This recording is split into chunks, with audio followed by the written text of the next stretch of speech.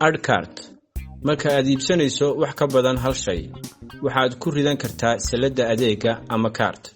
Tusaale, waxaan doonayaa inaan iibsado 4 shay. Waxaad dooranaysaa shayga koowaad. Riix ku darso salada add cart. Kadib dooro shayga labaad.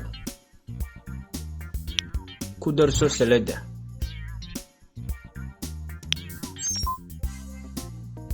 Kadib tag qaybta salada ee xagga sare ee midig.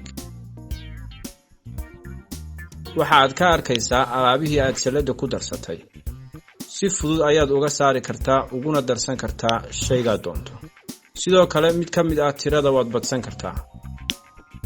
Totalka halka hoose ayaad ka arki kartaa. Kadib riix iibso sidii caadiga ahayd u iibso. Mahadsanid.